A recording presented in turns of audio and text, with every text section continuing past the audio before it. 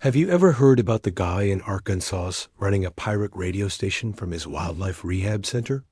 It sounds like the plot of an indie movie, right? A true folk hero, a crazy bastard living completely off the grid. But before you start packing your bags to build your own woodland empire, let's break down why this specific brand of radical self-reliance is almost impossible for the average person. First, let's talk about the hustle.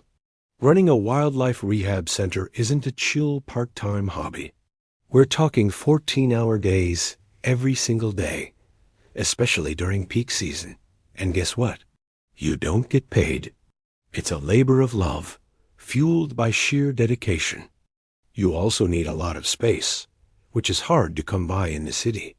More importantly, you need specialized knowledge and a ton of permits. You can't just decide to nurse a baby hawk back to health in your apartment. For most native species, especially migratory birds or endangered animals, you need state and federal permits, which are a massive legal hurdle. And speaking of legal minefields, let's get into the pirate radio. There's no legal right to just start broadcasting. You need an FCC license, and getting one, even for a low-power FM station, involves navigating a mountain of red tape and engineering requirements.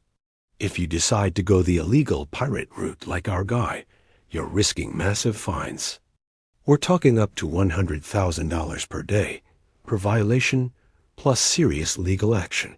That's a pretty big deterrent for most people just looking for a creative outlet. The real secret to his success, though, is what I call the zero factor. He's willing to be a ghost. He operates completely outside the system. Most of us are tied down. We have jobs, mortgages, families, and bills. We have a digital footprint and a social security number that connects us to society. We can't just disappear off the map without massive, life-altering consequences. His anonymity is his armor, a shield that the average person simply can't replicate.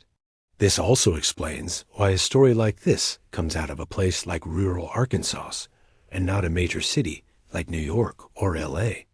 The perceived backwardness or quiet rural identity of these areas provides the perfect cover. There's more space, fewer people, and less oversight. It's an environment where someone can actually slip through the cracks and build a life on their own terms, far away from the watchful eyes of the mainstream.